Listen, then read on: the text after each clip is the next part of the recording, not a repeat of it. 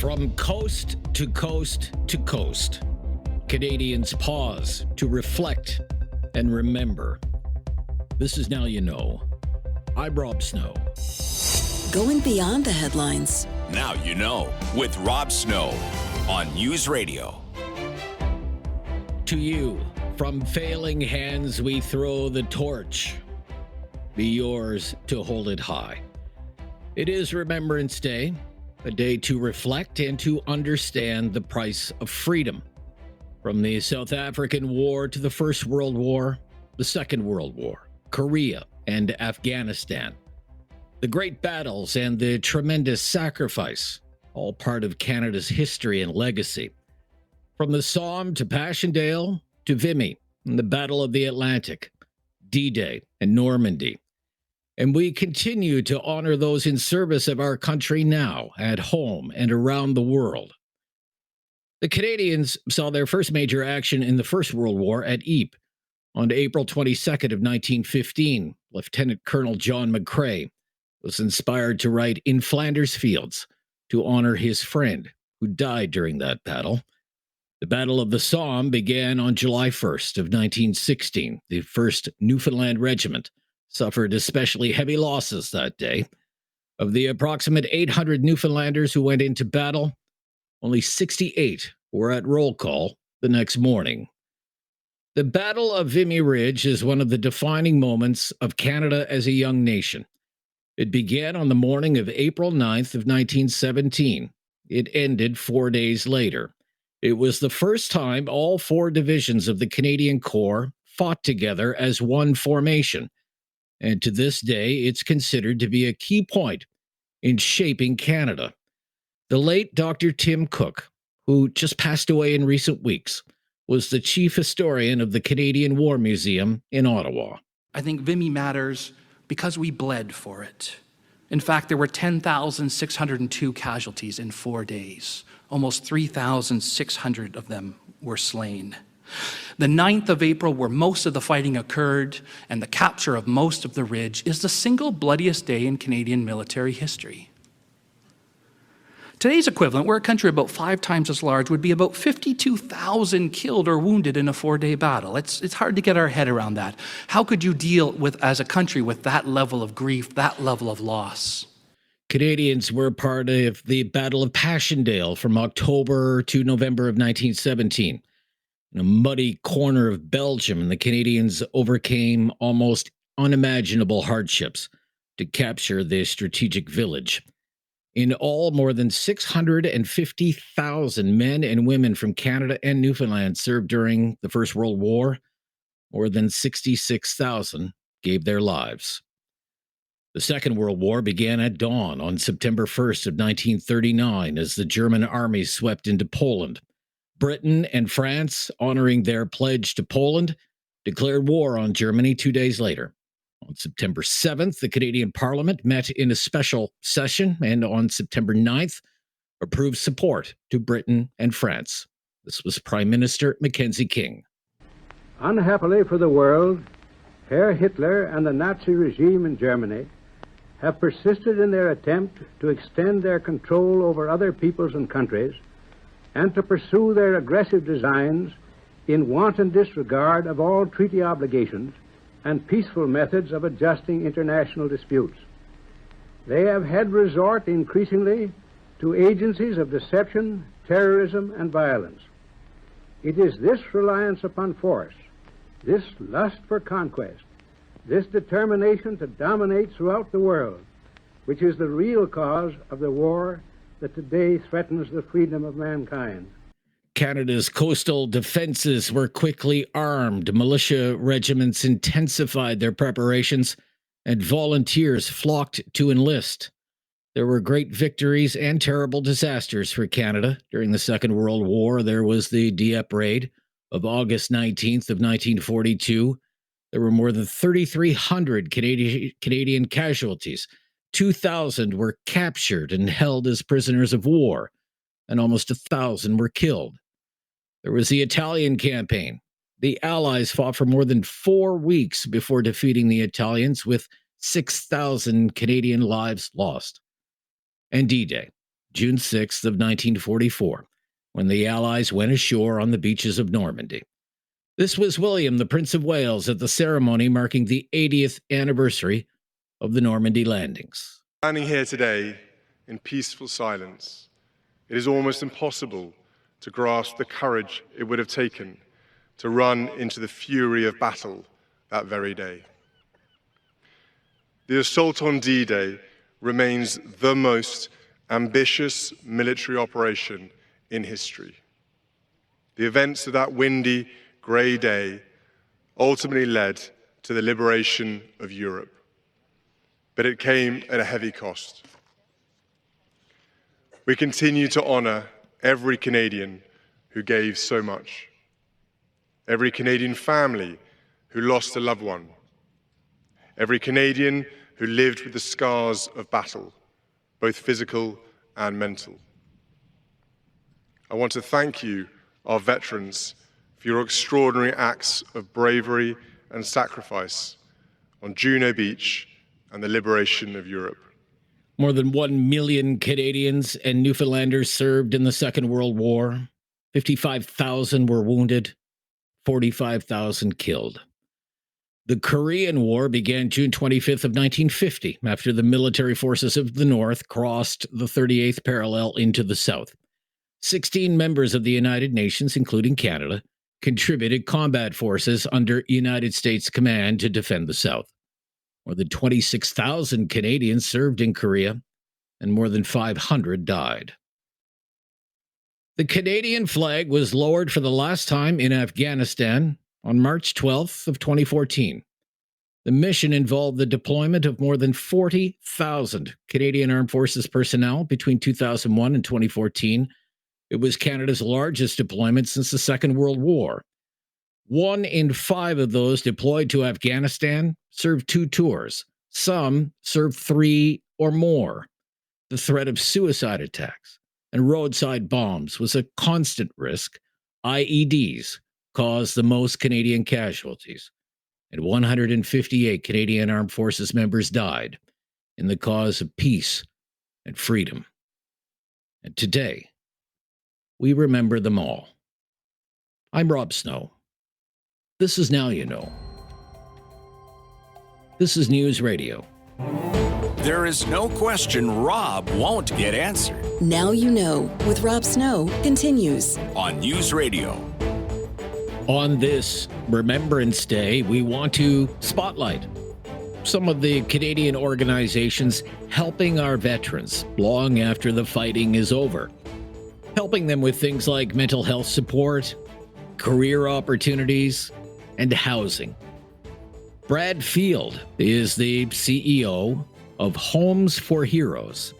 Thanks for joining us today. Thanks for having us on, Rob. What is Homes for Heroes?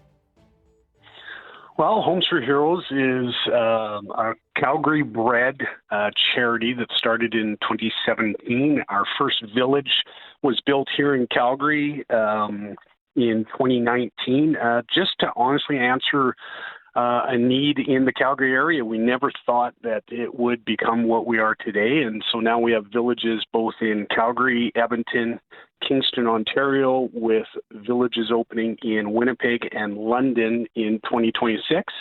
We're transitional supportive housing. Basically, we have individual, independent living homes set up for our veterans with wraparound social supports. We have 2 on-site caseworkers that work with our veterans to transition them off the streets into safe, stable housing and then onto independent living on their own. So let's circle back a little bit. 2017, what was happening, say, in Calgary at the time that you felt something needs to be done? What was going on? What were you seeing, Mr. Field? Yeah, well, originally, 2017, Dave Howard, our founder of the organization, saw a need in the Calgary area where we were an immense homeless population amongst our veterans. And he had close connection with a family member that had suffered during his veteran years and so forth. And I felt that he had to do something to help our veterans in the Calgary area, and came up with this idea about tiny home villages, and that's where it was bred from. We're actually going to be speaking with Dave Howard a little later with the Canadian Legacy Project, so fantastic. we'll kind of piggyback off of that. So explain then perhaps the typical challenges that a veteran is facing and how you help them. Well, beyond the homeless situation that a lot of them run into, can be mental health issues, addiction issues, sometimes as simple as thing as government-issued ID. That can be a challenge. Job security, financial security, life skills training. So a lot of our veterans, they're discharged from their military service. In some cases, they have no family structure in place, or they're suffering from PTSD or addiction issues. And so they find themselves on the streets in fight or flight, homeless shelter possibly, or living in their vehicles or encampments. And that's where we step in if the veteran is willing to be a part of our program. And we are a program. It's, they have to be engaged with our caseworkers working towards a goal of independent living. So. Okay. And you mentioned supportive housing. I'd like to know a little bit more about that, because that would suggest that this is more than just supplying a roof over someone's head. This would be more comprehensive than that. Can you expand on that, please, Mr. Field? For sure. Yeah. I mean, and you'll hear the term, these days of housing first model. We are not a housing first model. We are a program first that just happens to have a home attached to the program. So we believe our model, which we have, 87% success rate, without a program in place, working with our veterans around their challenges, around their issues, really all you're solving is the roof over their head, which again is important, and we want to provide that safe, stable housing. But without a program, we feel that you're not really solving the issue of why they were at risk living on the streets to begin with. Okay. If you'll just hang on a moment, Mr. Field. Brad Field is with us. More questions for him. He is the CEO of Homes for Heroes, joining us today on Remembrance Day to talk about some of his organization's services to our veterans. I'm Rob Snow. This is Now You Know on News Radio. You have questions. Now You Know with Rob Snow has the answers On News Radio. We're spotlighting today some of the Canadian organizations helping our veterans all year long. Brad Field has been kind enough to spend some time with us today, the CEO of Homes for Heroes. How would you describe demand for your services? Well, Rob, I tell you, I think a lot of your listeners would be shocked to know that we have in excess of 10,000 homeless veterans living on the streets of Canada, and that came through a McGill University study in 2023. And so, yeah, the demand is great and growing, and our mission is to end veteran homelessness in Canada. But make no mistake, for every veteran that we have success with, there's probably another veteran replacing that number. So, yeah, the demand is great, and hence why we're expanding across Canada. Why do you think the number is so high? Well, I think, and again, it would be just my opinion, I guess, but from what I've learned, a lot of cases when our veterans are being discharged from the military, they now have what they call a transition center. But for years and years, decades, there was no transition center. So when you showed up on your final day of work within the Canadian Armed Forces, you turned in your uniform, signed a paper, and they wished you out. There was no questions asked about, do you have family? Do you have a place to live? Do you have job security? And so you were left as a veteran to struggle and navigate civilian life after potentially 20, 30, 40 years of serving your country.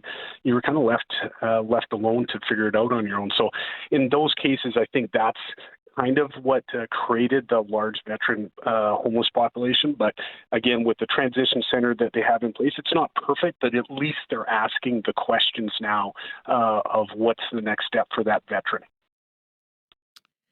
How does a veteran typically find their way to your organization? Is there some kind of referral process, for example?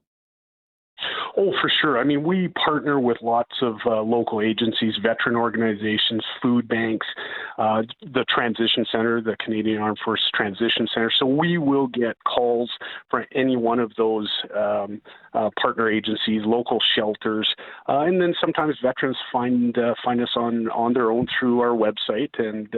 But yeah, typically through the referral process, someone who knows someone, or the veteran has shown up at a food bank potentially. Or we just had one the other day out of Ontario where a young lady came across this homeless veteran living on the streets and engaged in discussion with the gentleman. And he is now moving into our village in Kingston. Inside of 7 days of being introduced to us, he now has a home in our Kingston village.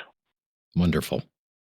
Yeah. How would you describe your organization's relationship with Veterans Affairs? Oh, good. We work closely with Veterans Affairs. Again, a lot of our veterans, when they leave their military service, don't know what's afforded to them through pensions or medical benefits and so forth. So we work very closely with Veterans Affairs every single day. Our caseworkers, I would consider, our experts in navigating Veterans Affairs. And so, yeah, we spend a lot of time with Veterans Affairs. Of course, as an executive team, we meet with the minister and deputy minister from Veterans Affairs on a fairly regular basis to share stories and share expertise and collaborate on how we can better serve our veterans. And how are you funded? Is it 100% through donations? Do you get any government funding? Oh, yeah, we do. We get typically when we build our villages, so when we're talking about building infrastructure and so forth, we get all three levels of government involved, municipal, provincial, and federal.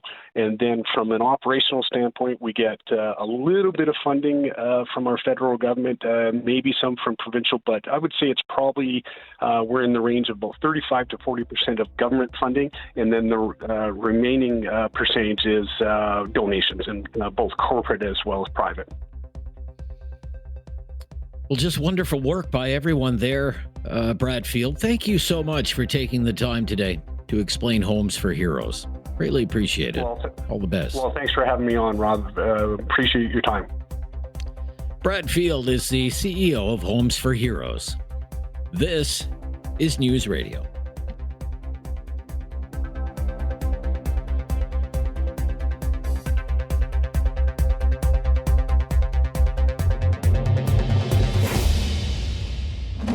No question goes unasked or unanswered. Now You Know with Rob Snow returns on News Radio.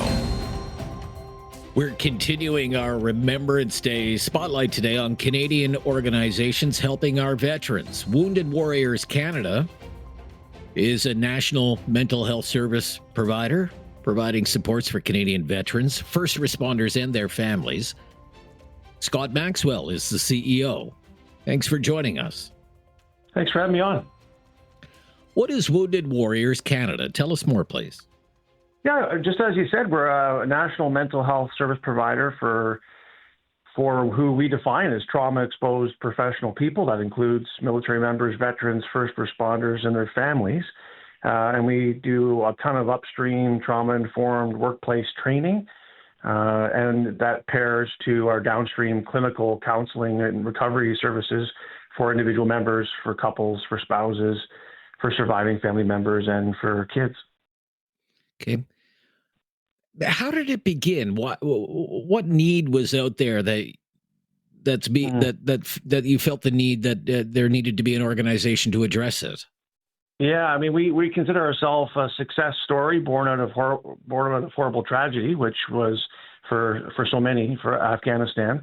The rise of the invisible injury, PTSD, operational stress injuries like PTSD, kind of hit the front page at the end, certainly towards the end of our time in Afghanistan, and so many returning home, but not yet making it all the way home, and looking for mental health supports that Veterans Affairs Canada was not really equipped to deal with. And so there was a gap. There's lots of gaps, and we were stood up to address those and fill them as best as we can back in 2013.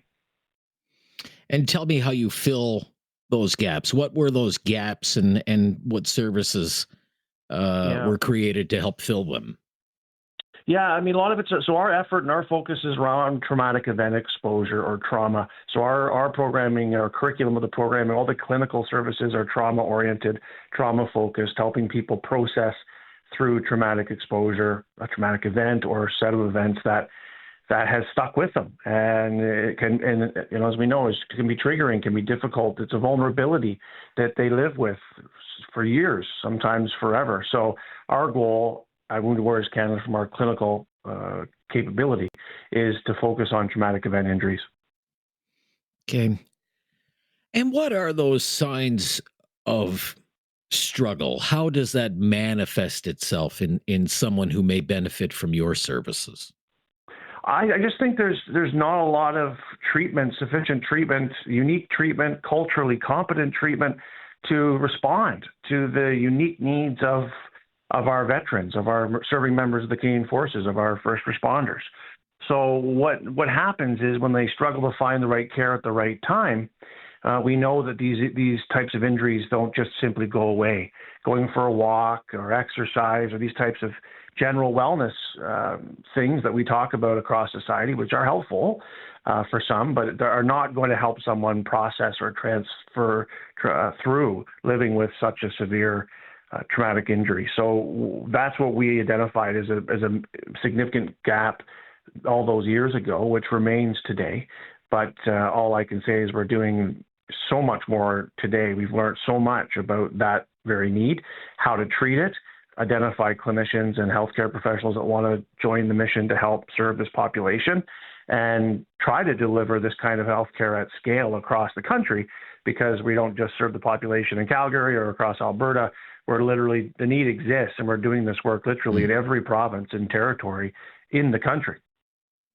Right. And you mentioned, it's not just for veterans, but also first responders. I would assume that's, police, fire, paramedics, right, and the like, and family support as well. What impact does that have on a family, on the family unit? What have you seen? Yeah, they serve so much alongside the member themselves. I mean, and they're so often overlooked in terms of the impact and effects that service has on them. And particularly, I mean, there's challenges just living with someone generally who's serving without an injury, diagnosed or otherwise, just in terms of movement, especially in the military, with movement, shift schedules, just all that comes with it. And it has forever, certainly when it comes to the military. But it's much another thing, another layer to these challenges when spouses, partners, kids are living with an ill and injured member without access to any sort of training, again, specific, culturally competent mental health counseling services for them, to help them understand that they don't need to just assume the role of a caregiver. They often lose their sense of self in the relationship.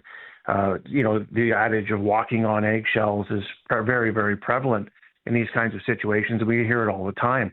So what we're focused on, similarly to helping the members themselves with clinical counseling services, is we only have one program at Wounded Warriors Canada just for the individual member. Everything else that we provide pairs to the spouse, the partner, or their children.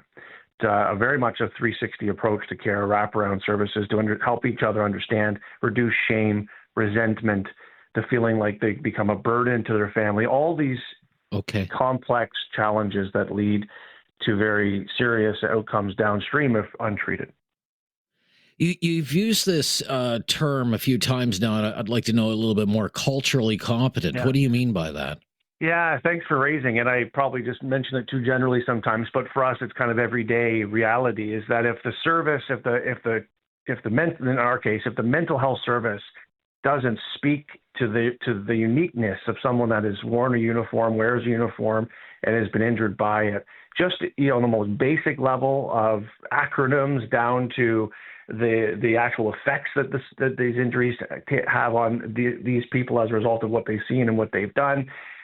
If you don't understand these aspects of it, you're going to have a hard time maintaining that individual's level of care with the practitioner or with the program.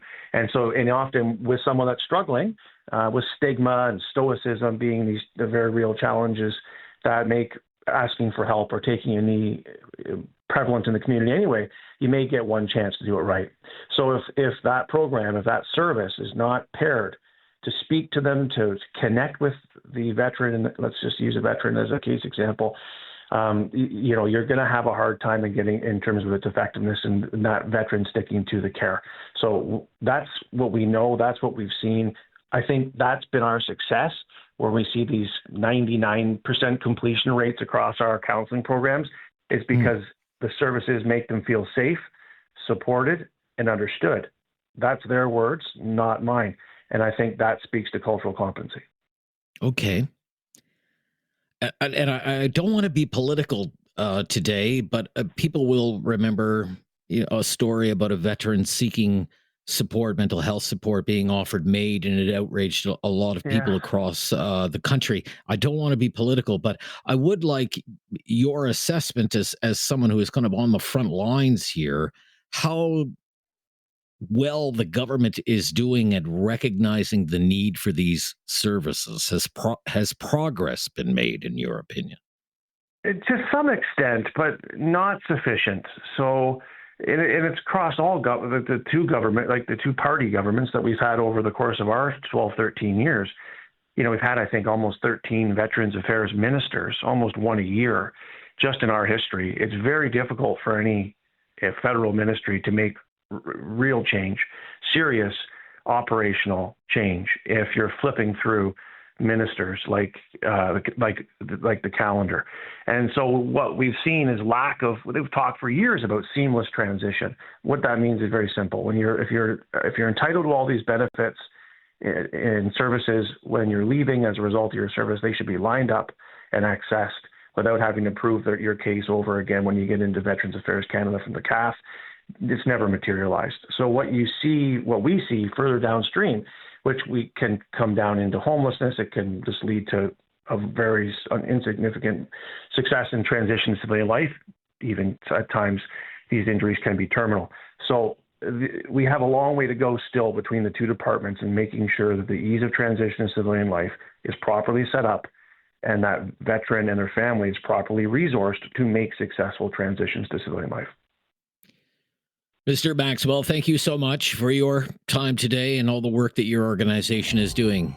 Appreciate Thanks it so much. Thanks so much for having me on. Yeah, Lest we forget. That's Scott Maxwell, CEO, Wounded Warriors Canada. This is News Radio. Critical thinking is not dead. Now you know with Rob Snow. Returns on News Radio. It's Remembrance Day, and we are spotlighting some of the Canadian organizations that help our veterans all year long. The Canadian Legacy Project is a national volunteer-run charity that helps Canadian veterans transition to civilian life by providing free programs and support. We are joined by the CEO, Dave Howard. Mr. Howard, thanks for joining us. Thanks for having me on. Tell us more about the Canadian Legacy Project. Yeah, I started the charity 20 plus years ago. I had an experience with my grandfather who came back and was suffering with shell shock or post-traumatic stress, and wasn't really going to look for supports because he found that to be for women and children. So I looked to see what we could do in Canada to support our veterans and help them transition. So we are volunteer directed and led, meaning that all the dollars that come in go into programming. So one of our key programs we have is a business boot camp, which is a entrepreneurial training program for veterans so they can start their own business. But we have education programming. We have a scholarship for veterans, but at the same time, we also really believe that we're not doing a good enough job educating our youth about the sacrifices made by those that serve. So we support museums to get kids into the museums. And then we have post-traumatic stress programs, dog programs, horse programs specifically to women. So really running the gamut, but trying to be that point of difference in the community that's volunteer directed. And how would you describe demand for your services? Every one of our programs is full with a wait list. So the demand grows year after year. The Business Boot Camp program, again, we offer this 4 times a year. It's a 6-week program.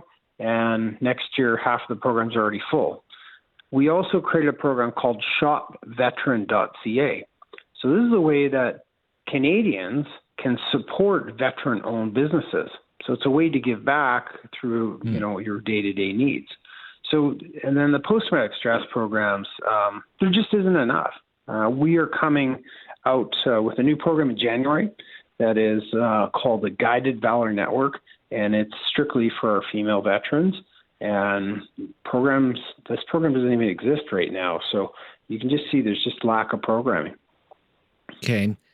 In some ways, I'm wondering, just given the demand, the fact that you have wait lists and referencing your own family circumstance from many years ago, whether that is maybe a sign of success in that at least awareness has been raised and people are seeking out help now, whereas maybe previous generations would not have. What do you think, Mr. Howard? I think it's a valid point. I think that now we're talking about mental health, and we're encouraging those that need support to go look for help. So I completely agree. It's now at the forefront. It's not a shame piece. I mean, that when it was my grandfather, he lived in isolation. He drank. He was abusive, unfortunately. And he didn't know where to go to help. So where he went was the bar, and that was the easiest place to go. Now we're making understood and marketing the fact that it's okay if you need support, because we're here for you to support you. I don't think that did not serve myself. I can't imagine some of the things that I've heard stories of what people have seen. So I would agree with you. I think that it is a positive that at least we're talking about it. Okay. We were speaking with a colleague of yours, Brad Field, the CEO of Homes for Heroes, earlier in our program. What I would like to hear, because he shared some success stories. What's a success story? Well, Brad's done a great job. I mean, I started the Homes for Heroes Foundation with Marie McCann, and he's taken it over to run it. But look, he's got great success. We've seen great success when recently, as in 2 days ago, we got a note from a graduate that went through a business boot camp. And I refer to this because it's not just the fact that it's an entrepreneur program. It is, 20 students coming together, working together. He sent a note saying, I wanted to thank the Canadian Legacy Project, our instructors, for digging me out of a hole and giving me confidence in myself. I am now well on my way of doing and running a home maintenance company. I have now hired my 3rd employee. I bought my 2nd truck, and it's come a long way when I was stealing Wi-Fi in McDonald's to be able to take the course to now I have a permanent residency, I have staff, I have a business. So we hear stories like this all the time, and we have a Glorious program, which is a equine therapy for female veterans, and we hear stories of the fact that they've gained control of their lives. So it's positive. It feels great that they're reaching back to us. You're helping veterans year-round. Your organization is helping veterans all year long. But today is Remembrance Day, when veterans issues are top of mind for Canadians at large. What do you think about on Remembrance Day, Mr. Howard? Well, I'm talking to you. I'm just outside the Hanger Museum in Calgary. It's a program that we support to get kids that can't afford to go to museums and learn a bit about our military history. I think about it's touching for me. I think about family. I think of all the veterans that I have interacted with in the 20 plus years. Mostly, I think about my daughter. and how lucky we are and how lucky she is that she didn't have to see that conflict. She didn't have to go to war, and not yet. And knock on wood, I really hope she never has to see that. And we're so grateful for those that have and have stood up for and stood on guard for Canada. It's not just, it's the peacekeeping missions where we see so many suffer. So today I'm grateful for my daughter and my family, and for those that have paid the sacrifice for us. Mr. Howard, thank you for you and your organization, all the work you do. Great to hear from you today. Yeah. All the best. Yeah, thank Dave you very Howard, much. Have a good day. my pleasure. From the Canadian Legacy Project, this is News Radio.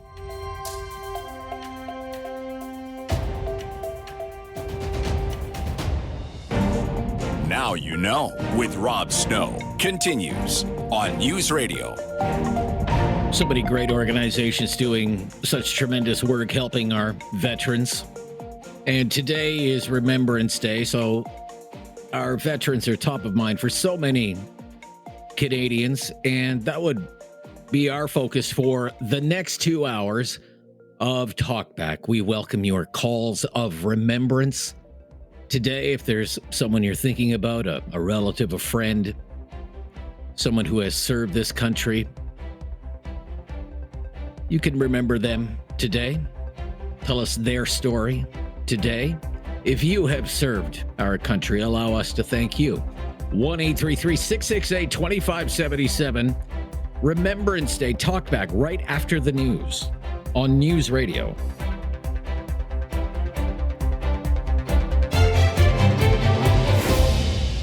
It's time to talk back. On Now You Know with Rob Snow. Call now. And have your say. 1-833-668-2577. Welcome to Talkback.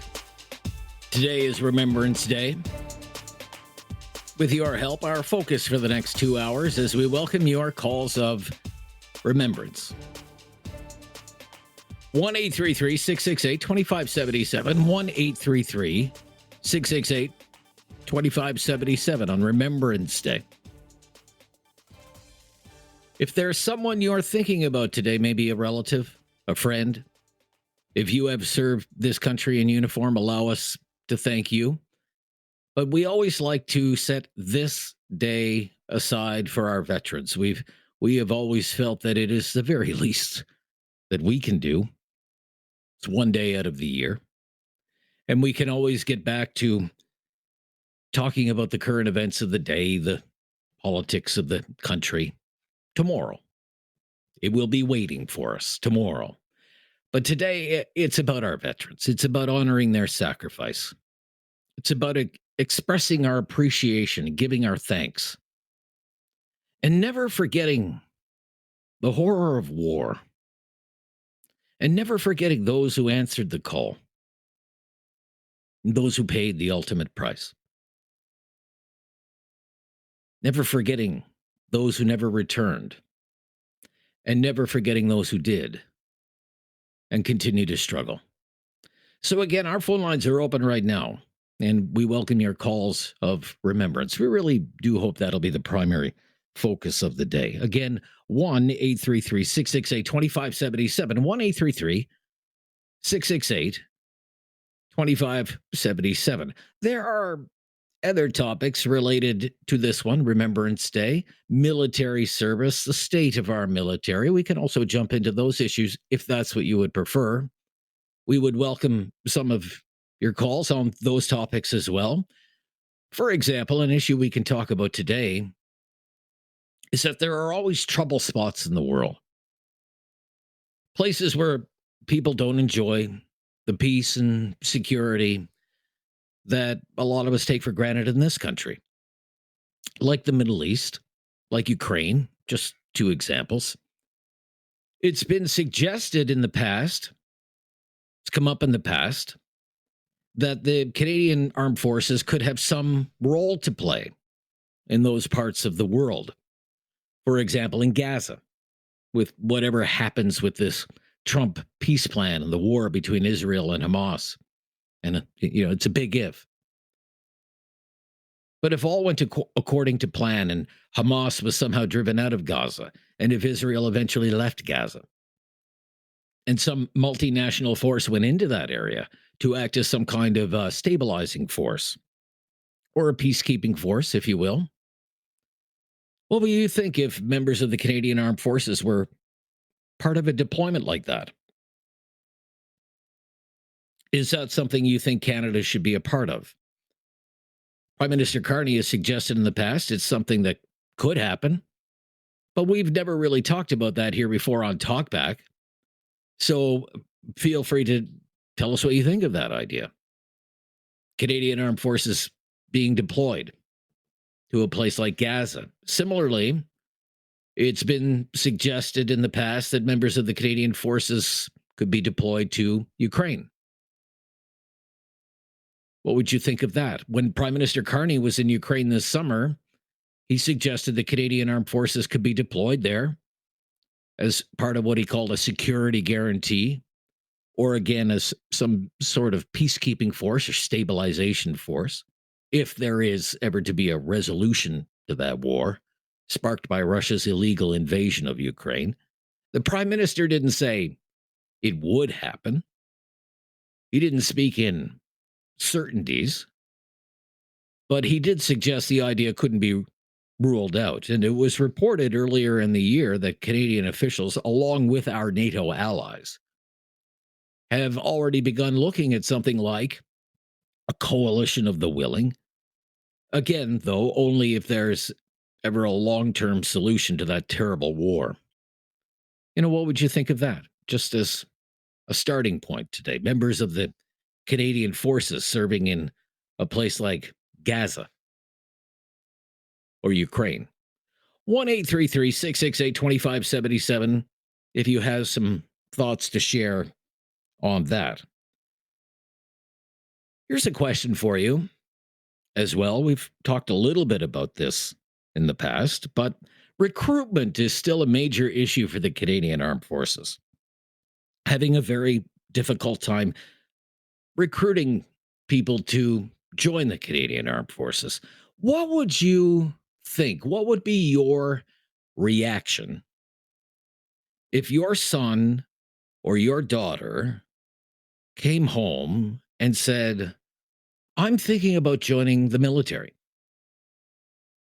How would you react to that? Would you be pleased? Would you be wary? Would you be concerned? Would you encourage them? Or would you try and talk them out of it and consider something else, maybe something a little less dangerous? If you would encourage them, why would you encourage them? What opportunities would you see for your son or your daughter having a career in the Canadian Armed Forces? Just a few things we can talk about. There are many more, but again, we welcome today on Remembrance Day your calls of remembrance, your stories, family stories, people you're thinking about on this day. 1-833-668-2577. Again, that's our calling line. If you've never called before, just mention that, and we'll make your call a priority. I'm Rob Snow. This is Now You Know. This is News Radio.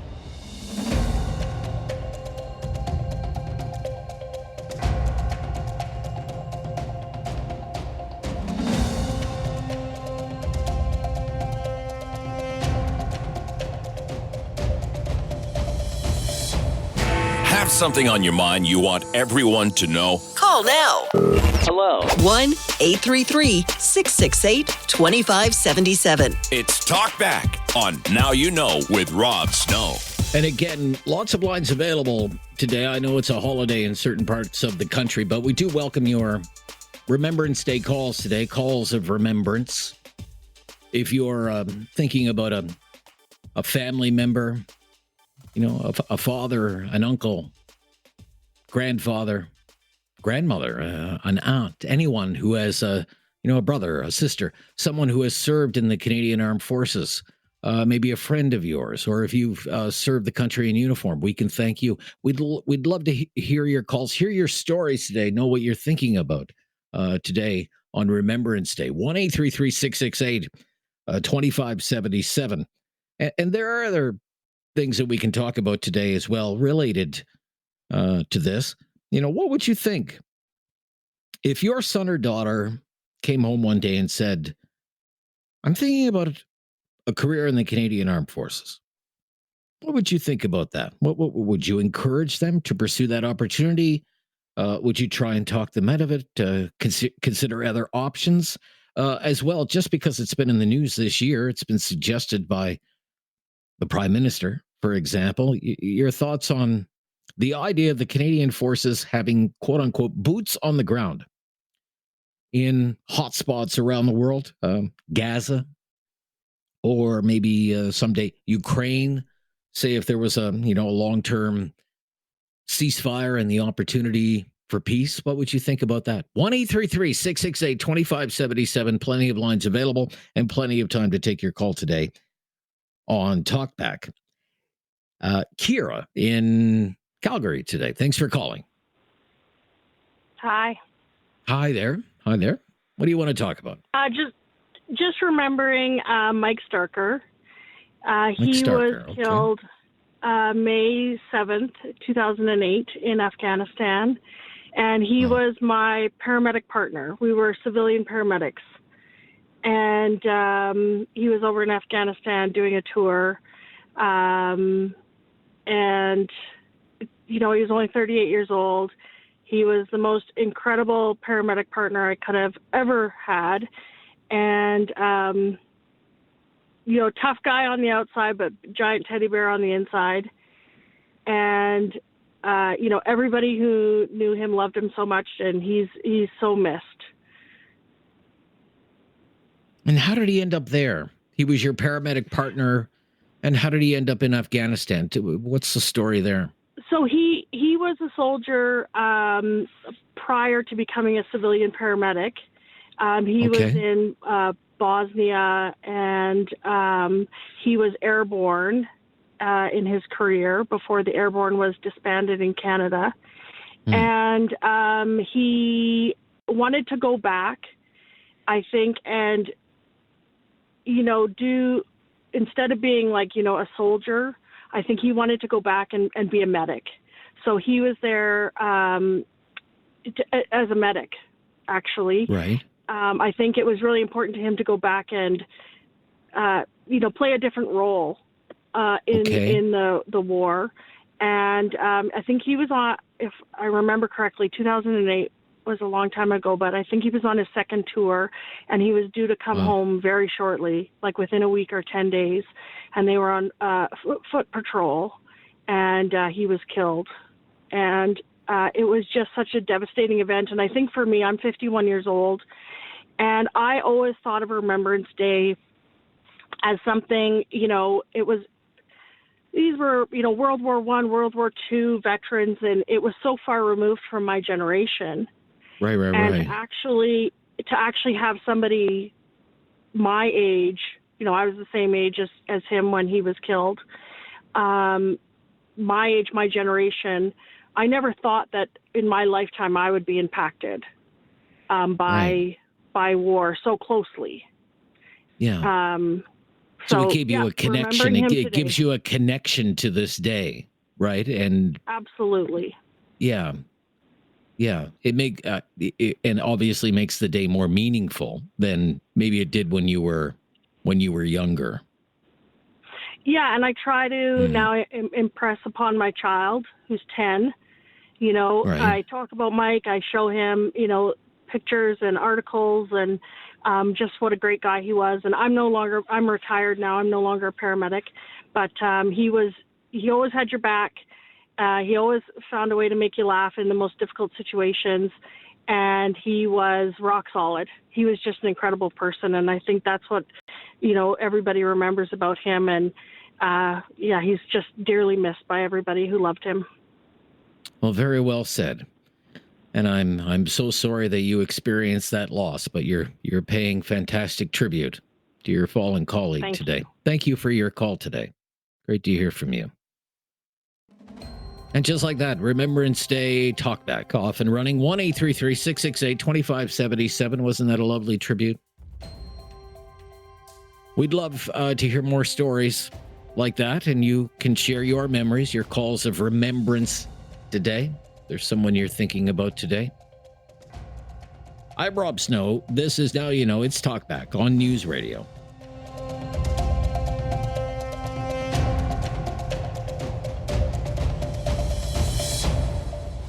Have something on your mind you want everyone to know? Call now.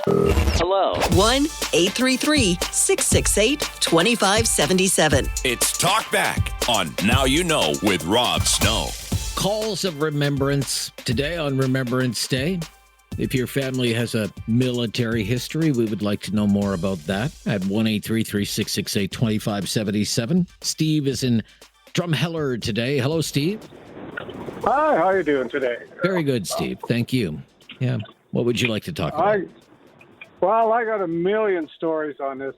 25 plus years ago, I used to work for a handyman service, my own business, and I met many, many veterans, World War II and the odd World War I. But I met fellows who ran ashore in Normandy.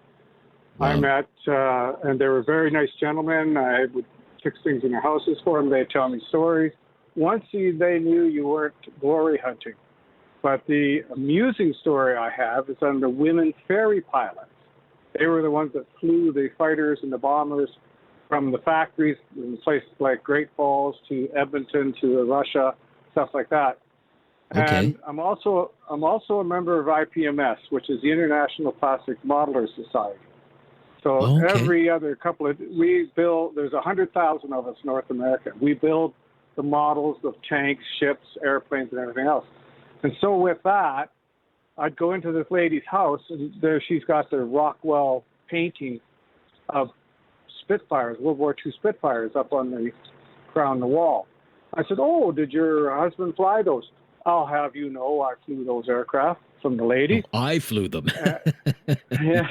Right. She was the only woman Spitfire pilot I ever came across. And she was telling me stories, and I got invited to the Women's Ferry Pilots reunion. And so I put out all the models of the Canadian aircraft, American aircraft, stuff like that at the dinner. And so I got a free dinner and everything else. And they had the ladies up there doing the Lennon sisters singing up front.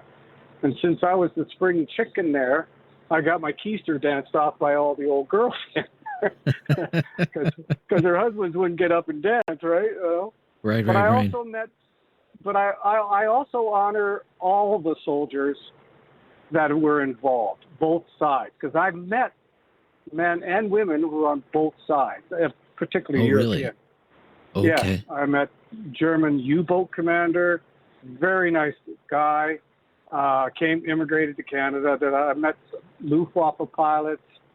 My dad's flying club had Luftwaffe pilots in it. Really? Wow. My own family, we started doing the history on my one grandfather, Grandfather McDonald. Found out he served in the First World War. He mustered in Calgary. We're sitting with a friend, and we said, well, let's look up your family. Turns out the two of them the two grandfathers mustered in Calgary in the first week in Calgary together. They were in the same regiment, went overseas with the, excuse me for a second, the Pioneer Regiment, and both survived the First World War, both came back to Calgary, and both mustered out in the same couple of days in the First World War. And these were myself, my grandfather, and my friend's grandfather. So that was a little weird connection in there. But if there's also out here, there's a fella, Voices of the Veterans, and he was doing a lot of the recording of the voices of the veterans here. But there's a ton of stories out there if somebody will go listen to them. Yes, Mind you, most of them are gone now. But you're dealing now with what's left of Korea, Vietnam. I had friends who served in Vietnam, and would talk about it a little bit. But they were about the least to talk about it. But yes, I've had I just did the trip last year. We did the homage trip to all the Canadian stuff in Europe. We got there for the 80th anniversary of D-Day. That must have been very special. That must have been very special. Yeah. But they do a whole week's worth. Not not one day. But anyways, that's so there's a lot of us out here that do not forget and will not forget as long as we're alive. Good for you, Steve. Good for you, Steve. Thank you so much for your call. It's such an interesting call. We'll be right back with more of your calls. Remembrance Day calls. 1-833-668-2577. We'd love to hear from you today on News Radio.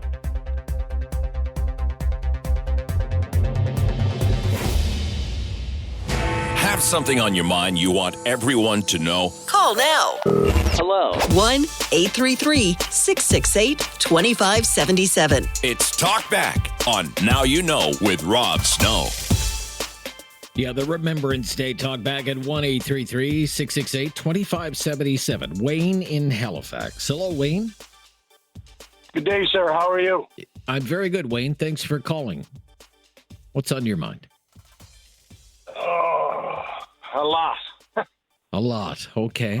Let me hear it. I'll try to keep my head screwed on because I'm a veteran. But anyway. Okay. Thank you, sir. You're welcome. I woke up this morning and I think my demons were getting close to me, so I decided not to go to Memorial Day or Remembrance Day because it's very hard on my head. But I decided I am now almost there. I'm going to go down, take my service dog with me. I got 2 of them. And sit there and have a cigar and think about all the people that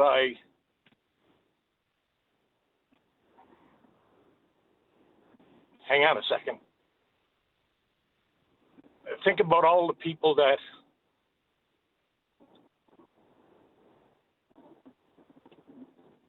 I know that served in the Great War. Okay. I was at the sweet age where, when I came out of high school, I actually worked with a lot of World War II veterans.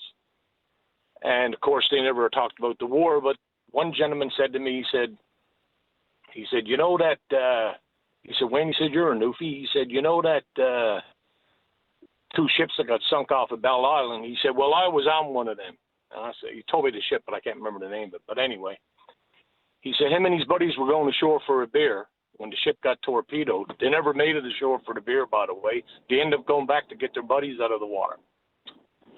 So I know Remembrance Day for me is thinking back about all the people that I knew as a child growing up that worked or that served in the military during the Great War. The people I worked with, because I was always connected to the Canadian Forces in some way or another, like I worked for the Canadian Forces auxiliary vessels, and there was a few World War II Navy veterans that worked there. So Remembrance Day for me is thinking about these people and what they went through. And my 30 years in the service and some of my friends that lost their battle to their demons. So Remembrance Day means quite a bit to me. I'm sure it does. I'm sure it does. And I'd like to say to any veteran that's out there listening to me talking now, if you're going to do anything, go have a coffee with a buddy. Meet up with some friends at Tim Hortons or the Second Cup or Starbucks or and if you're not the type that comes out of the house, if you're an introvert, then put something on the Facebook page and go out and meet your buddies and have a coffee with other veterans from the community. And just getting out and talking to these people, these veterans and your community people, you would not believe how much that helps the soul. And I've had thousands of people come back to me and say, gee, Wayne, thanks for inviting me out for a coffee. You know, it really helped me out. I'm doing a lot better. I'm That's a total, good. you know. Right. That's what it's all about. It's all about getting out and talking to your fellow man. You can hear one of my service dogs back there tripping off now. That's because she knows she's getting out for a walk. Well, that's good. That's good. So If I could though, Wayne, today it sounded like it was kind of a difficult day for you. What made today, in particular, so difficult for you? every Remembrance Day for me is difficult. I look at every day of the year as Remembrance Day. I think about my friends that I serve with all the time. And like, I have a group of friends that I hang around with on Thursday night in Halifax for a coffee. And then I have a group of friends that I have breakfast with Saturday morning. I'm a member of the UN NATO Veterans Group. And to me, every day is Remembrance Day because I started out in the Navy Lead of Canada when I was a kid. It was a calling in life. And then I ended up joining the Royal Canadian Sea Cadets. And then I joined the Naval Reserve. And then I was with the Canadian Forces Auxiliary Vessel while I was working as a reservist. And then I transferred into the regular Navy and did 24 years in the regular Navy. So for me, every day of the year, I think of my peers and I think of my friends and people that have passed and some people that have lost their life to their demons. And so every day to me is Remembrance Day. Well, I really appreciate your call today, Wayne. It sounds just from your outreach to your personal circle that, you know, you're doing great work there. And thank you for your service to our country, sir. I appreciate it. And I know our listeners do too. Thank you for your call today. To Hugo in Calgary. Hi, Hugo. Good morning. Hi, Hugo. I just want to switch a little bit of a direction here and talking when you started talking about the young people and they're having trouble getting into the armed forces. There's not enough going in. When you really think about what the armed forces does for everybody and the world in general, where they do go out, for them to start out in the armed forces, they have free meals, free accommodations, free Medicare, health, dental, the whole works. Now, they may not make an awful lot of money, but they have all these other features. So when you think of you putting it all together, that's a heck of a good way to start in life. And when they're there, they can also learn a trade. Yes. So if they don't stick out till the end of their time and they retire, then they at least have something else. Now, if they retired, they also get 100% coverage on all of their medical stuff after. So, I mean, there's so many great things about the armed forces. And I applaud everybody that's going in there and everybody that does that kind of work. So this is one of the questions that I had. If a son or daughter of yours came home and said, I'm thinking about a career in the military, what would you say, Hugo? I'd say go for it. You would say go for it. Yeah. Okay. Yeah. Yes. Great point that you make. Yeah. Yeah. They're having a difficult time recruiting. I have some information on that because the Auditor General of Canada released a report about that. I mean, it's literally the ink is not dry on it. It's just a few weeks old, and we can go through some of the issues. Her office has identified them, and they would seem to be not too difficult to fix, but that's something that we can discuss as we make our way through Talkback today on Remembrance Day. 1-833-668-2577. This is News Radio. Have something on your mind you want everyone to know? Call now. Hello. 1-833-668-2577. It's Talkback on Now You Know with Rob Snow. Welcoming your calls today on Remembrance Day, 1-833-668-2577. Tim is in Halifax. Hi, Tim. Hi, Rob. How you doing? Very good, Tim. Thank you. What's on your mind today?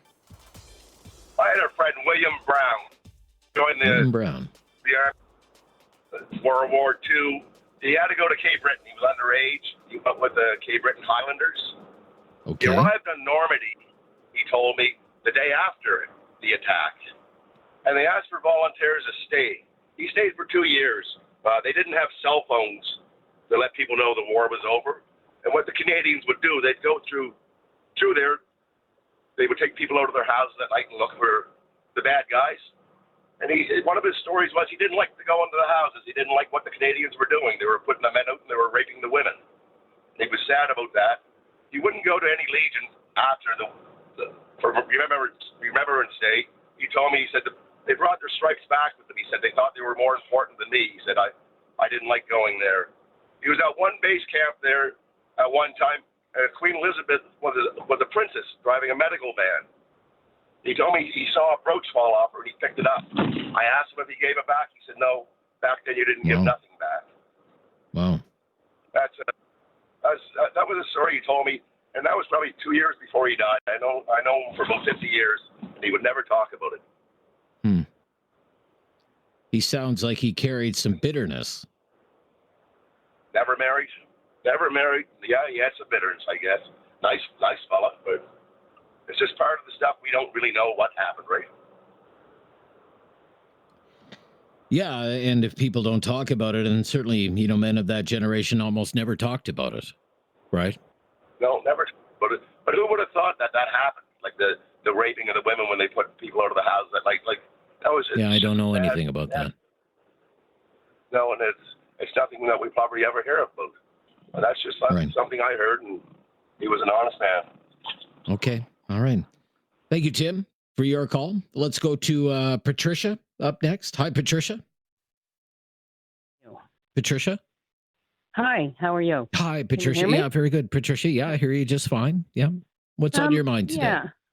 Well, I have a few family members that were in the military, and I myself was, previously married to a military man. But what's on my mind today is my grandfather and my great uncle.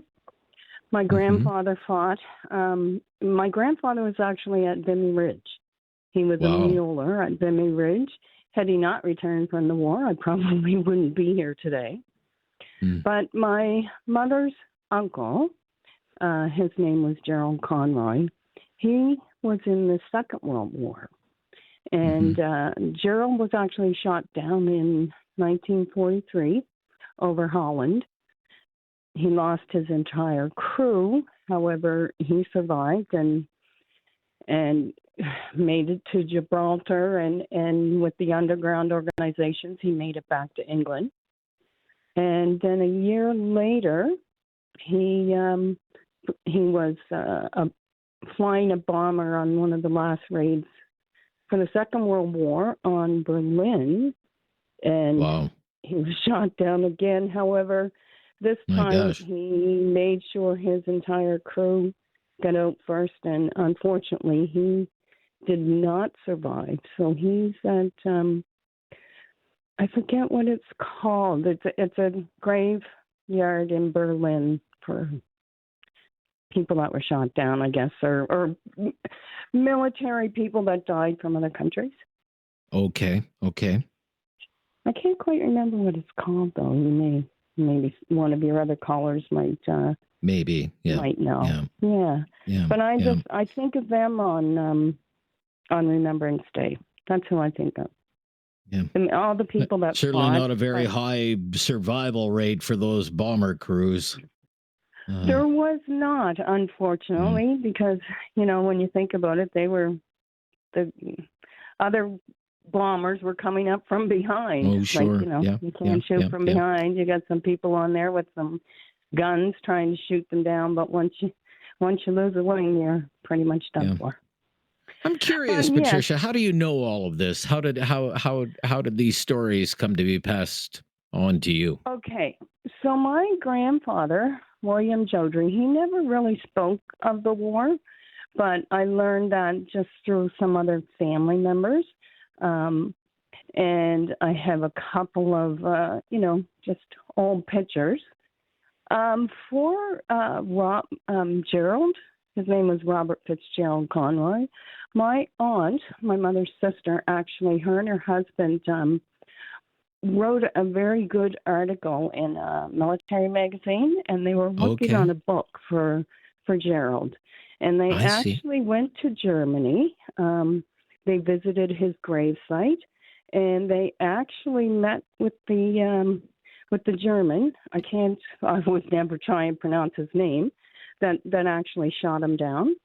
and they made peace with that gentleman. They visited his crash site, conversed with local residents. They pretty much followed his whole trail through Europe, and it's quite a good talk. And they were planning on writing a book. However, my aunt did have a major stroke last year, so I'm not sure if that will ever get completed, but it's quite an interesting story to read about. But for members of your family, it was kind of a family project that they undertook. Thank you so much for sharing some of that with us today.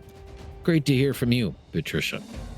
On this Remembrance Day Talkback, 1-833-668-2577 on News Radio.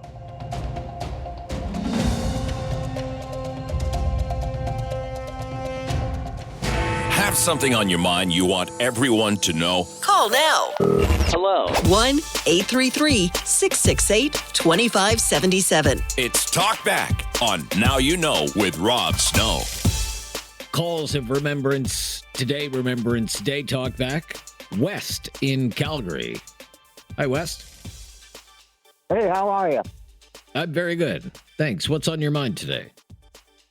Well, I'm a veteran of 22 years, and first thing I'd like to do is to thank all my brothers and sisters for their service. Well said. Allow me to thank you for yours, West. Thank you very much. Yeah, no worries. So, I think that if you really want to look at how we go forward, and it isn't pretty right now. Just have to look at the Chief of Defense Staff and they go, what the hell have we got here? Okay. Why do you say that? Well, she did a speech the other night and apologized for, I don't know, bigotry or whatever. Yeah, systemic racism. All of the vets before served. Okay. Woke doesn't work in the military. Woke doesn't work in the military. Okay, fair enough. Other than that, I hope everybody enjoys their Remembrance Days and remembers. It'll be good to see some of the guys in the Legion later on. Okay. Well, thank you again, West, and I hope you enjoy the Legion later today, and thanks to your friends as well. 1-833-668-2577. I think there's time for one more here. Sam is up next in Lunenburg. Hello, Sam. Hello. Hi, Sam. Yeah, good to hear from you. Good to hear from you, even though I called you. Not sure why I said that. That's okay. So, yeah. Well, first of all, thanks to all the veterans that called and anyone listening. Obviously, I have a lot of respect for everyone who served, as I think most Canadians do. Canada's done a pretty good job of maintaining respect for those who served, at least among the public. But you were talking about why enrollment is low in the military earlier. Yeah. With younger people. So I'm kind of youngish. I'm 27, so I think I may be able to shed some light on that, at least from my perspective. I think a lot of people my age. Obviously, joining the military has amazing benefits, and I have friends who are in the military. It's a great way to make a living. I can hear the music starting to play. I'll try and be quick. Well, I'll bring you back on. If you just want to wait a few minutes, I'll bring you back on, Sam. You can take all the time you need. We have lots of time to take calls today. I'll give you a few more minutes, but you'll have to wait until after the latest breaking news. Here on Talkback on News Radio. It's time to talk back. On Now You Know with Rob Snow. Call now.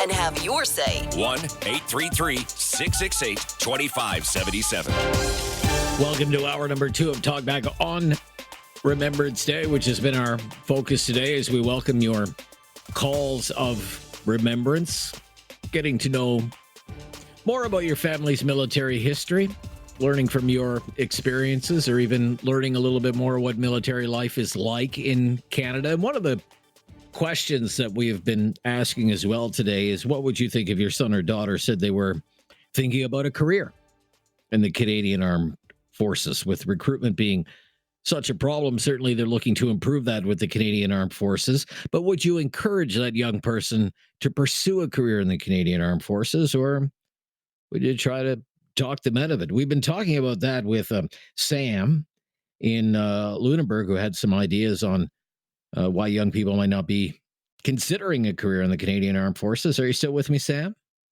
I'm still here. Yeah, great to hear from you. So go ahead. So, I mean, when you join the military, you're kind of, in a way, you're signing your life away. I mean, you go where they tell you to go. You live where they tell you to live. You do what they tell you to do. It's a huge commitment. And, when we look at history, like, for example, World War II, I mean, in that case, the good guys and the bad guys were, for the most part, pretty cut and dry. I mean, obviously, Hitler and Nazi Germany, huge threat to global peace, I guess. I mean, Hitler was insane, and he probably, he wouldn't have stopped at Poland. He would have kept going. Anyway. He didn't stop at Poland. When you look at, he did keep going. Well, right. Exactly. Yeah, exactly. Yeah.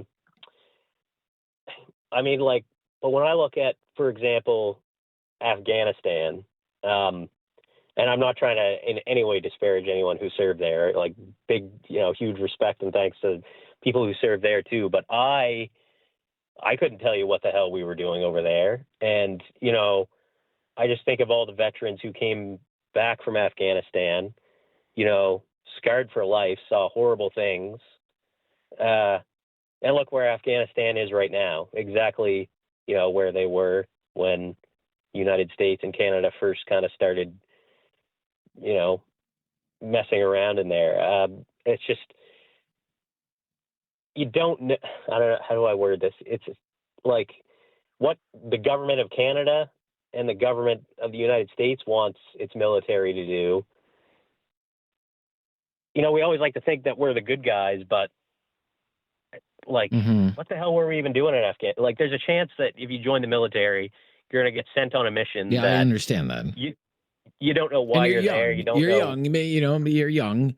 I can tell you what I think we thought we were doing in Afghanistan at the time is that we were trying to save a failed state, trying to prevent it from once again being a safe haven for a global terror network that could launch attacks against, for example, New York City and, kill more than 3,000 people, including, a few dozen Canadians on 9/11, trying to bring some kind of sense of freedom or democracy, which is always hard to do in a part of the world that, has no history of that. And, the Afghanistan has long been called graveyard of empires.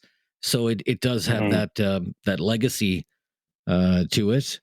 And I think, the state of Afghanistan right now may very well be because of a failure of leadership and the way the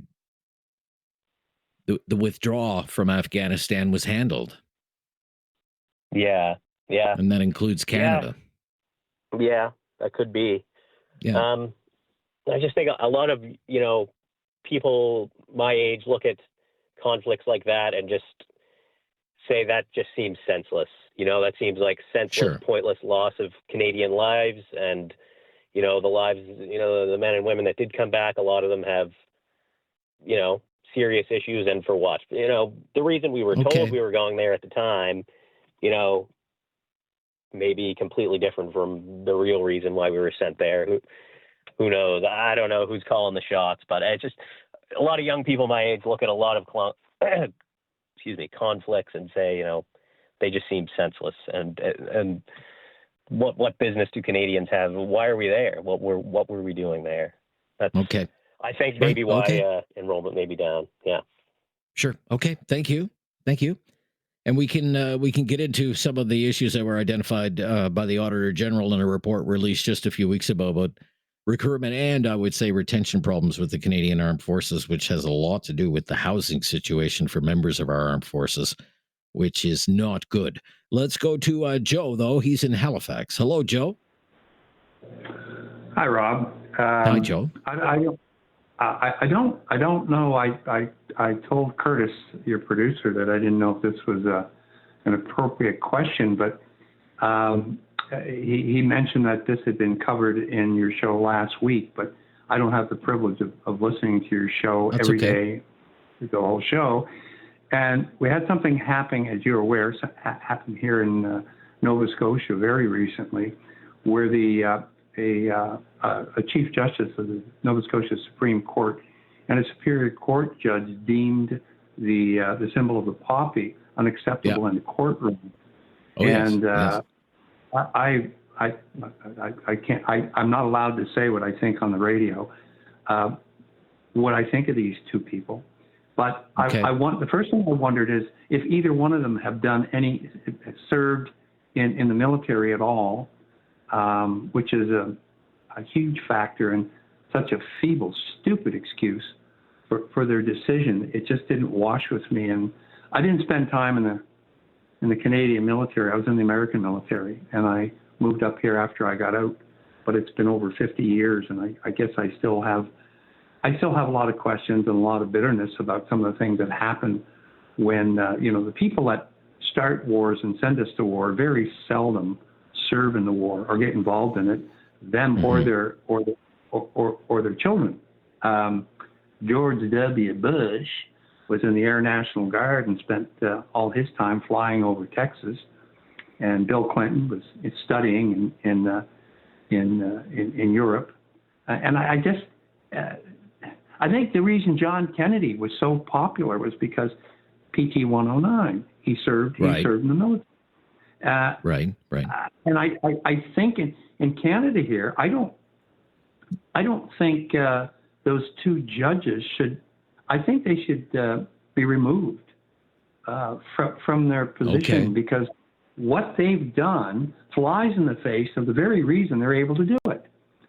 The symbol of the poppy is to celebrate the people who sacrifice so these SOBs can sit in their fat, flabby asses and make judgments like that. I just thought it was, well, as you can tell, I'm pretty upset about it, and I'm surprised that to this point nothing's been done. But I hope they're removed. Well, when it comes to the judiciary, the judiciary's independent, and really, what could be done that wouldn't be seen as interference on an independent branch of the government. And the fact is that they're judges, they're untouchable, unaccountable, unelectable, and they have jobs until they're 75 years old. So I'm not. But the problem with that, Rob, it's almost seditious. Yeah. Their attitude is almost seditious. Okay. And I think anyway. Well, they don't see it that way. They issued their own statement over the weekend. Yeah. Saying that the courts need to be not only totally unbiased and neutral, but they have to have the appearance of being totally unbiased and neutral, and that's how they defend the decision that they've made. And they're losing that, I think, in the court of public opinion.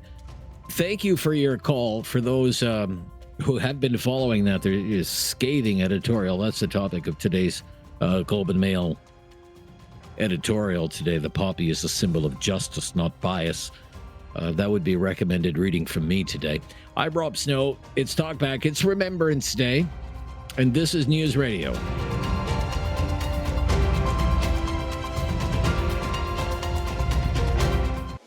Have something on your mind you want everyone to know? Call now. Hello. 1-833-668-2577. It's Talkback on Now You Know with Rob Snow. I mentioned the poppy controversy, not just in Nova Scotia, but also in Saskatchewan, where similar rules have been imposed on court staff on wearing the poppy in the courtroom, in the court setting.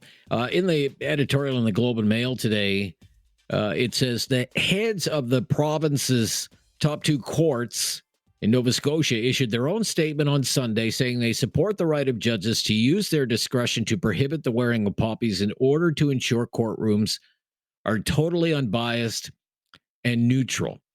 They described the hypothetical example of a non-veteran charged with an assault on their partner, a veteran, with a trial scheduled to start on November 10th, just before Remembrance Day. The two judges said that the accused would have some discomfort or doubt about the neutrality of the trial. We'll get to the highly concocted nature of the scenario in just a moment, but first a question for the judges. Whatever would that very sensitive accused make of the fact that the court closes up shop for Remembrance Day? The answer, of course, is that it is ridiculous to think anyone would draw any such inference from court being closed, about as ridiculous as it is to think of a similar inference being drawn from courtroom staff wearing a poppy. And if the judge's far-fetched scenario were to ever manifest itself, there seems a fairly obvious solution: delay the start of the trial by 2 days to November 12th. Instead, the wearing of poppies by courtroom staff and counsel is uncontroversial in other Canadian provinces. Former Supreme Court Justice Russell Brown wrote on social media that when he sat in Alberta courts, most judges, never mind staff, wore poppies. I can't begin to fathom why a judge or a court in Canada should even want to discourage counsel from doing the same thing. Yeah, that's in the Globe and Mail today on a controversy we talked about a few days ago. Doug in Waterloo, thanks for waiting. Doug, you're on the air. Hi, Doug. Hi, thanks for taking my call. You're welcome, Doug. I'd like to make mention of the most forgotten important person since wars started in North America, besides the Civil War. We as a nation celebrate her birthday on May 24th. She named our capital, though it wasn't called Ottawa, because she felt Kingston and Montreal were too close to the American border, who was attacking our country. It was the War of 1812, and if she hadn't sent the British soldiers over here to fight along the Indians and the young 20s and the ragtag teenage men, or boys and girls, we wouldn't even have a nation. This all took place 100 years before the First World War. Down by Windsor, there's a place called Tecumseh. He was a famous Indian chief. There's a flea market named after him, a street, a mall, and he and Officer Brock went over the Detroit River and not beat but destroyed the fort of Dearborn and the fort of Detroit, and he was knighted as Sir Walter Brock. He continued the fight down in the Niagara region, where he was killed on the Battle of Queenston Heights. I'm really bothered that these British soldiers and the Indians aren't recognized with this whole remembrance. If it wasn't for them, none of us would be probably alive, because the entire immigration would have been different and we wouldn't have been born. They went and burned down the White House. This was a big deal. Sure. So you think we're not paying enough respect, first of all, to Queen Victoria? Queen Victoria? The entire British Army and the Indians. The story about Laura Secord, some military officers came in and told her to make up a meal for his officers. She overheard that they were heading to Thorold to the crew house, which was the munitions dump and the place where they got their military stuff together. And she walked behind enemy lines through swamps and got there and informed them. And they didn't have enough military to get the onslaught, because all the military was up by fighting in Stony Creek, which is Yes, sir. If I could, you're very passionate about it. A great student of history. Where does that come from? I lived in the Niagara region. They have reenactments. They've got tents set up. But we need to recognize the people from the British Army and the Indians who didn't defeat the Americans. We'd be Americans, and we probably wouldn't have been born, because the immigration from Europe would have been different. All right. Thank you for your call today. It's a very interesting perspective. You've raised it, and you've acknowledged it, and I thank you for doing so. Be right back on Remembrance Day on News Radio. Have something on your mind you want everyone to know? Call now. Hello. 1-833-668-2577. It's Talkback on Now You Know with Rob Snow. On Remembrance Day.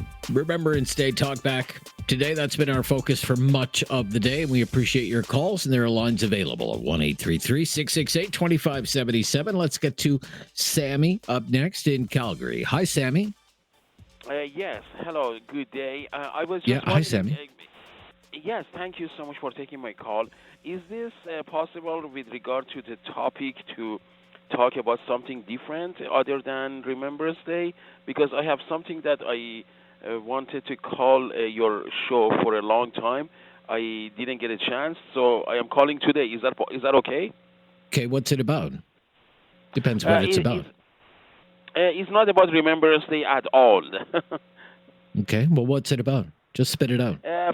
Well, if you recall, Pierre Poilievre, for all the time that he was the opposition leader, while Justin Trudeau was the prime minister and head of the government, he was criticizing the carbon tax that is costing Canadian. It makes life difficult. Sure. People have to pay for that. So much is a big, huge burden on Canadian, and it has to be axed. It has to be get rid of that, right? Sure. And then, of course, the Prime Minister Trudeau was forced to resign beginning of this year in January. And so let's get to the point. We all know the history. What's your point? So then once Mark Carney came and he removed, the first thing he did was he removed the carbon tax, and the prices at the pump went down for maybe 2 or 3 weeks maximum. It went back up. It went back up again as it was. In fact, in most cases, in most locations in Canada, the prices are even higher than when we had the so carbon here it is. tax. Today is Remembrance Day, which for many is a very solemn day. And top of mind for you today is the carbon tax. Well, my problem is this. Why Pierre Poilievre has no problem anymore when I guess my problem would be we have another, 364 other days to talk about that. Why you would choose today to talk about it is beyond me, and I don't want to talk about it anymore. Thank you, Sammy. You can call some other day. We'll be right back. This is News Radio.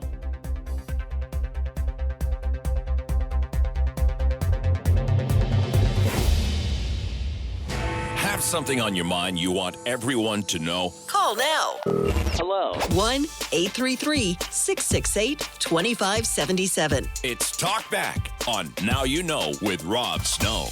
It is Remembrance Day. A little quiet on the phone lines today. Not surprised. Remembrance Day is a holiday in many parts of the country, but we've been taking your remembrance calls today, learning more about your family's military history, or what you know about your family's military history, who you're thinking about today. You can share some stories with us.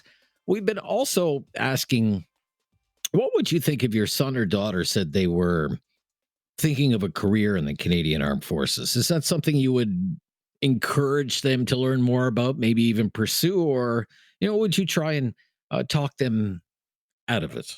Well, what would you say to that? 1-833-668-2577,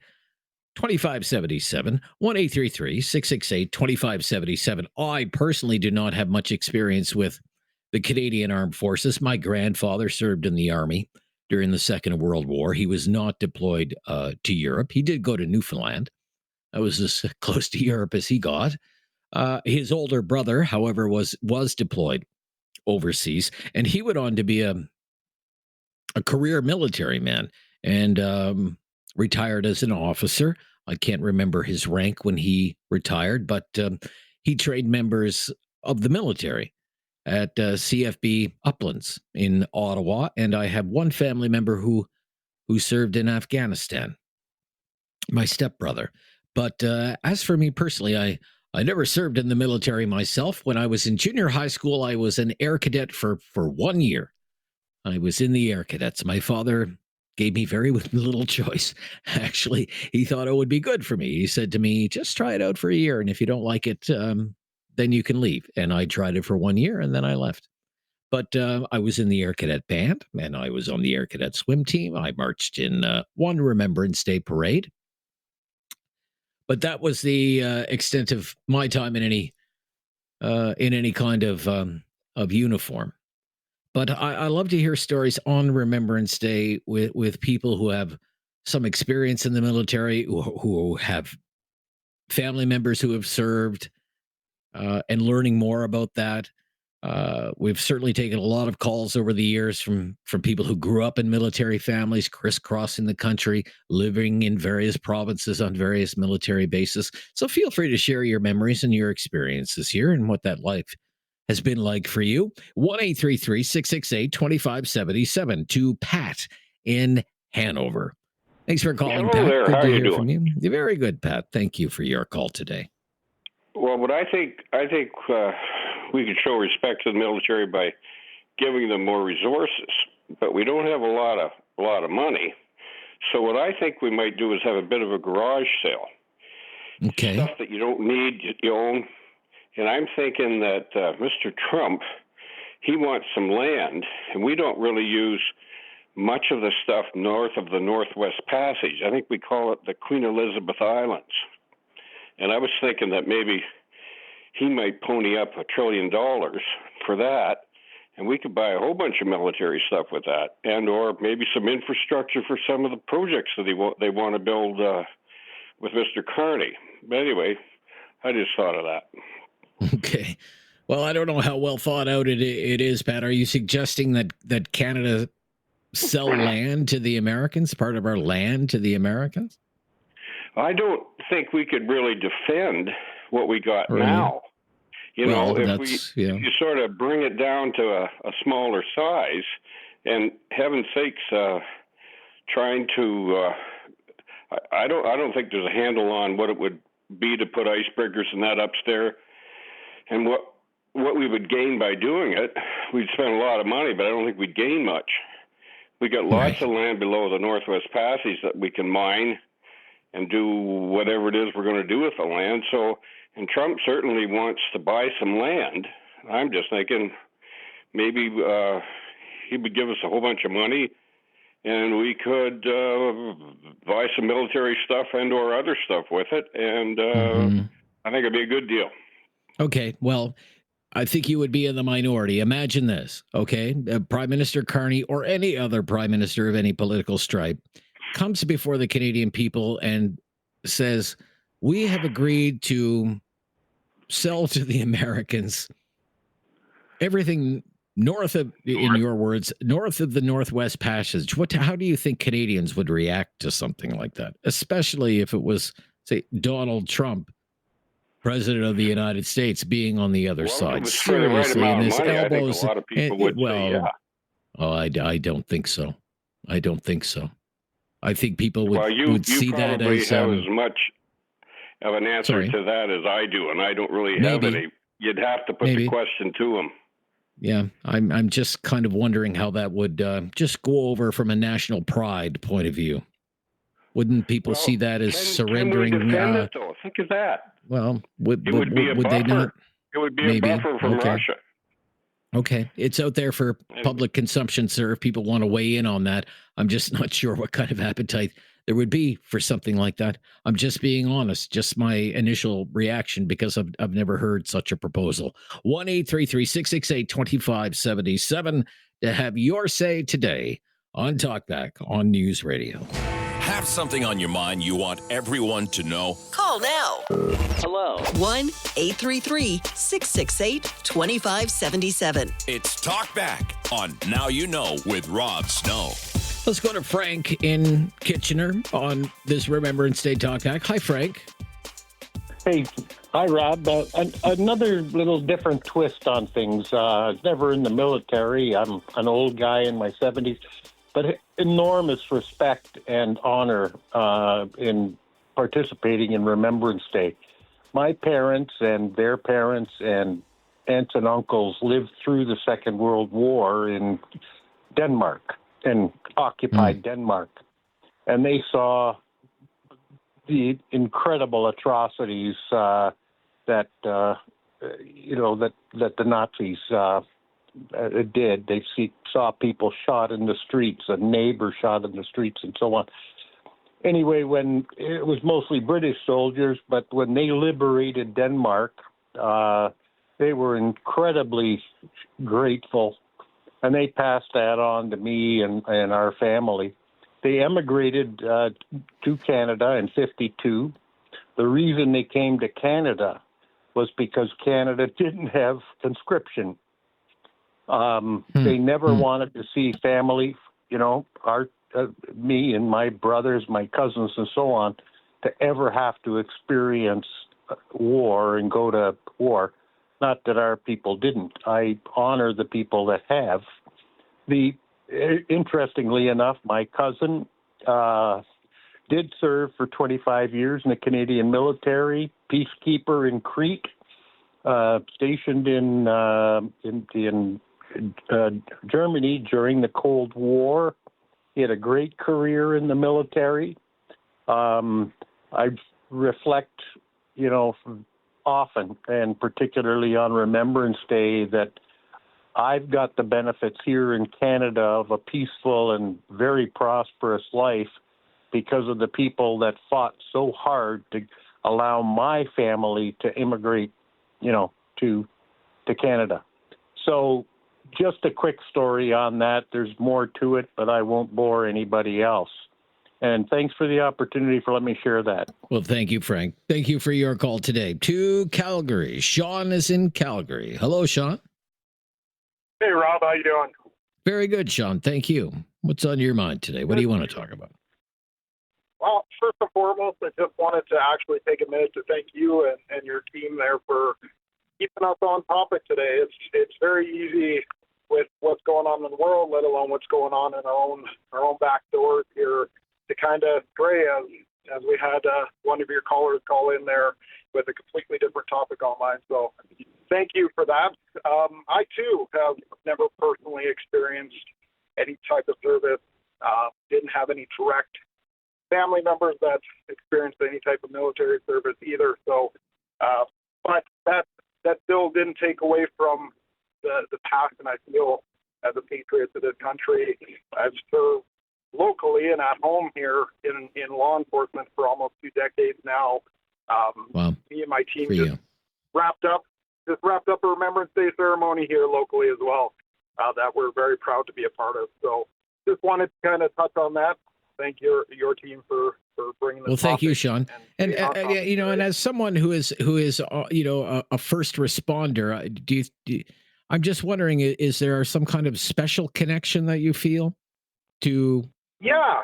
I can only speak for myself and the people I work directly with, but this is an important day for so many reasons. And, donning a uniform of any kind as a first responder, I think gives you that, like you nail on the head there. It's a special connection to the military, to the men and women who currently serve, who have served in the world of work to give us our freedoms and our liberties that we have here.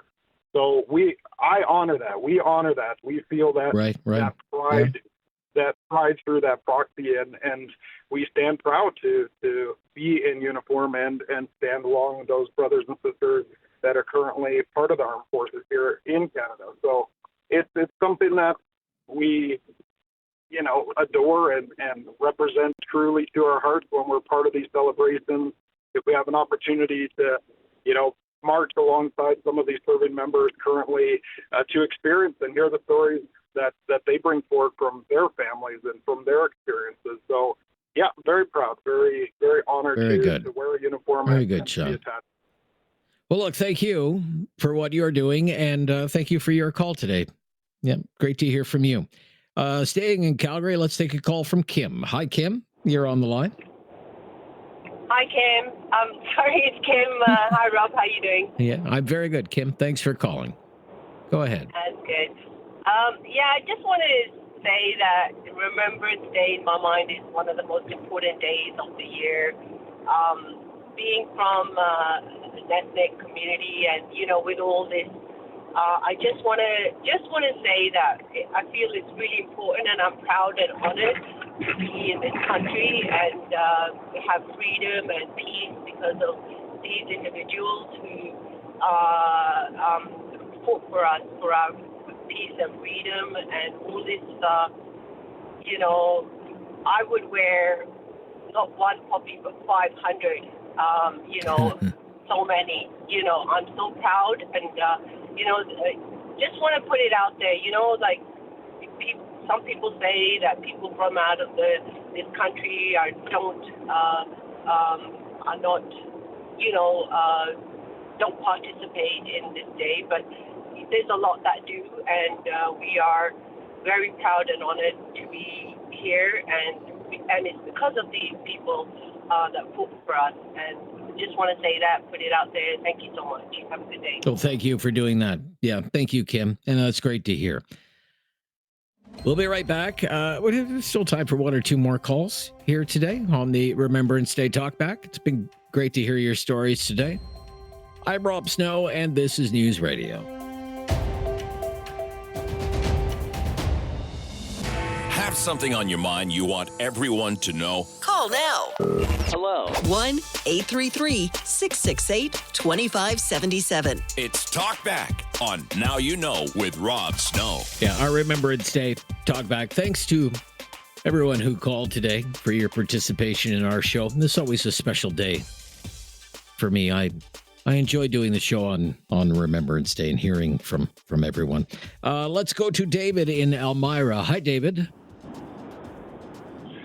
Hey, I just wanted to say on Remembrance Day, I remember my grandfather. He's passed away now, but at 15 years old, he left home. He lied about his age, and he joined the British Air Force and served in World War II. And just so incredible when you look at, you know, what teenagers are up to these days. That's what he was doing at 15 years old.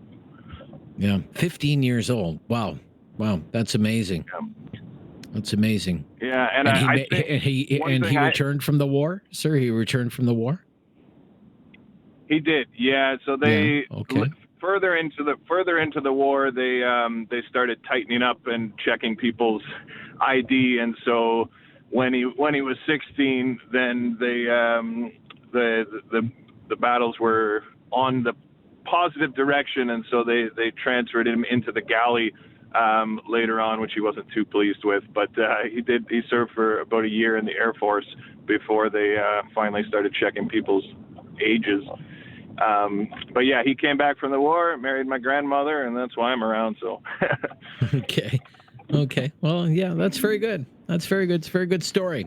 Very good story. Yeah. And it's good you're thinking about him today. Yeah. Thank you so much.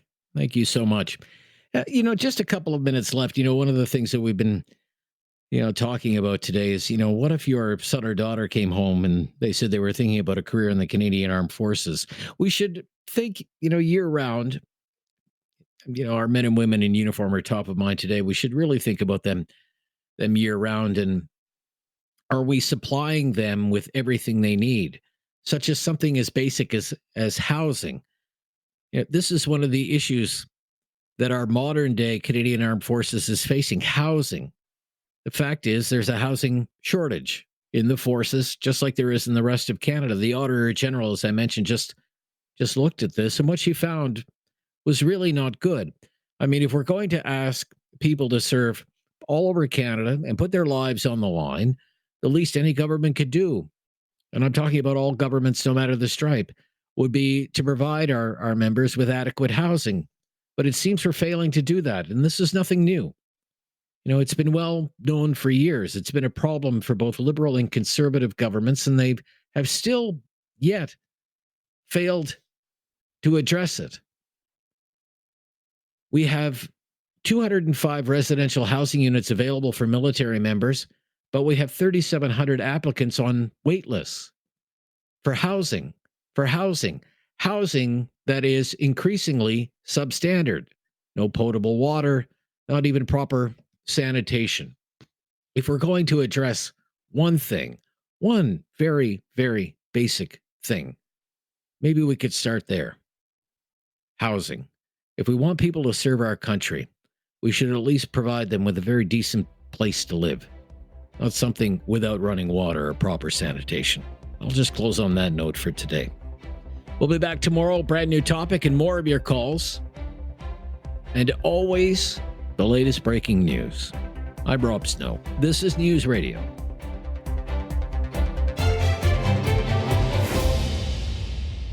Trading at Schwab is now powered by Ameritrade, bringing you an expanding library of education with even more ways to sharpen your trading skills. Access new online courses, insightful webcasts, articles, engaging videos, and more, all curated just for traders. Plus, guided learning paths with content designed to fit your unique interests. No sifting to find exactly what you need, so you can spend your time learning to trade brilliantly. Learn more at schwab.com/trading.